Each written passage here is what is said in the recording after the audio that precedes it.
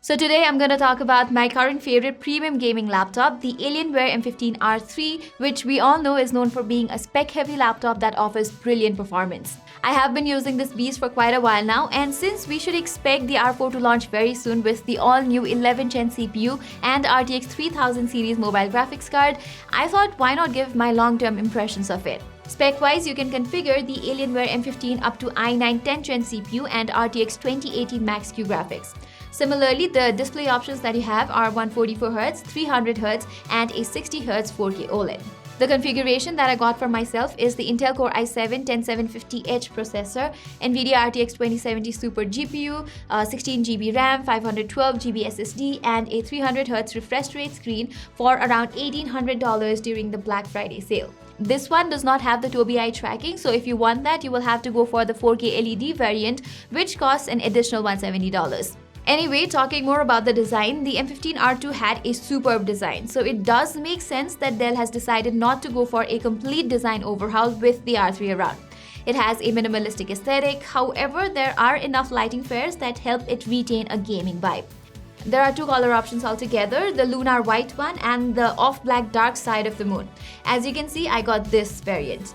Traditionally, a black chassis meant that you'd had to deal with a lot of fingerprint smudges. However, the exterior makes use of this high-endurance clear coat finish that helps reduce smudge attraction. You do get some from time to time, but it is just a minor issue. Sticking to the chassis, it is not made of metal, rather the keyboard and the lid are made up of glossy plastic. Because of that, it is lighter and you can easily carry this laptop around for daily commute. Similarly, on the rear part, you also get to see LED strip here whose lighting can be controlled from the Alienware command center, but more on that later. You also get almost all the ports that you can expect from a gaming laptop, so that's great too. For communication, it has the killer AX1650W Wi-Fi 6 and Bluetooth 5.1. Up front, you get a 1080p 300Hz panel that is surrounded by thin bezels on the side. The upper one is slightly thick in order to house the 720p webcam, which is average at best.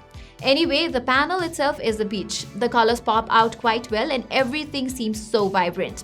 You probably won't require 300Hz refresh rate for doing general tasks, so better switch it to 60Hz to save some juice. It is not a perfect screen though. There's a bit of backlight bleeding and the screen is not that bright either. The 60Hz 4K OLED variant would fare far better in that scenario. Regardless of that, if you're looking to do some content creation on this laptop, then that is fine too. Its panel covers 100% of the sRGB color gamut, about 64% of the Adobe RGB color gamut, and 77% of the DCI-P3 color gamut. So it's a fairly color accurate panel. Now coming to the keyboard, it is an island style keyboard with an RGB backlight. The lighting can be configured from the Alienware command center. The command center allows you to control the LED strip in the rear too. Moreover, you also get to tweak the overclock, thermal profiles, power and sound profiles. Just above the main deck, there's a power button shaped in the form of an alien head, and it lights up too. Moreover, if your battery level gets critically low, the lighting on the alien head starts to flicker so that even if you're immersed in a game, you are notified about the battery levels. As for the keys, they are well spaced and offer 1.7mm of key travel. With that, typing is a joy on this one. Perfect for everything, but the keys do get quite warm while gaming, so that's a concern. Other than that, there is nothing much that I have to complain about this keyboard. The trackpad is placed just below the spacebar and I felt it to be a bit small to my liking. I got used to it after a while, but still, it somewhat bugged me. However, thanks to the size of the trackpad, you get enough space for palm rest on both the sides. The trackpad itself comes with Windows Precision drivers, so gestures and pinch to zoom were not a problem. However, I did find the two-finger scrolling to be somewhat inconsistent. As for the gaming performance, the RTX 2070 Super and i7-10750H CPU is still a deadly combination. This one has a 6-core processor. However, if you're getting this, you should probably get the i7-10875H processor variant. It performs similar to the i9 and would cost far less. For storage, our review unit comes with a single 512GB NVMe SSD. Its performance is pretty good, which you can see from the Crystal Disk Mark scores.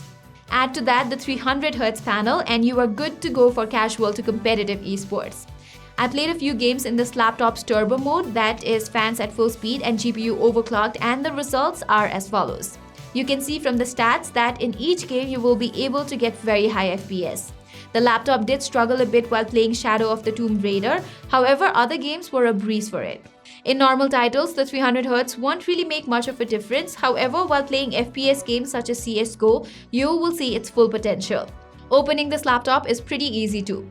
You just need to open the 8 screws in the bottom. Once you're inside, you will notice that the RAM is soldered onto the motherboard, so you can't really upgrade it, which I feel is a little bit of a limitation. The SSD slots are covered with heat sinks, and thus you will need to remove them to add extra storage. The Alienware M15 R3 has a 4-way woofer with a stereo speaker design. I found the speakers to be sufficiently loud, however at high volumes the details get a bit distorted. For thermals, as we know, the R2 was plagued with heating issues, so to solve that, Dell has tried to improve the thermals on the M15 R3. Dell claims that it has 39% more copper and 25% more fan blades than the R2. Furthermore, it also integrates a vapor cooling chamber. The vapor chamber does impact the cooling as it helps to keep the temperature low during normal tasks. However, I am still not satisfied with the cooling on this device, and I think that there is still room for improvement. Usually, I kept my fans in balance mode while web surfing, but it still results in the bottom panel getting slightly heated somewhat quickly. Also, while gaming and doing heavy-duty stuff with GPU overclocking, the keyboard tends to get pretty warm, and after 30 to 40 minutes, you might even start feeling uncomfortable using it. The fan noise is kind of disturbing too. That's why I usually gamed on balanced or performance mode without overclocking and hence got rid of the fan noise. So with this laptop, in order to get rid of the thermal issues, you should play around with the overclock settings. Another not so good aspect about the M15 R3 is its subpar battery. Usually it lasts just below 3 hours when simply web surfing at about 75% brightness. The catch is that the 300Hz panel exclusively uses the RTX 2070 graphics, so you should tweak around with the settings or maybe get the OLED version for better battery backup. The Alienware M15 R3 for me has been an excellent gaming/editing laptop, and despite its bad battery life and okay thermals, it has good hardware and can run everything like a breeze. I also really like the design and overall performance of this laptop, and I think it is worth paying extra over, say, the Acer Triton 15 or the Scar 15, which is around $300 to $400 cheaper than this.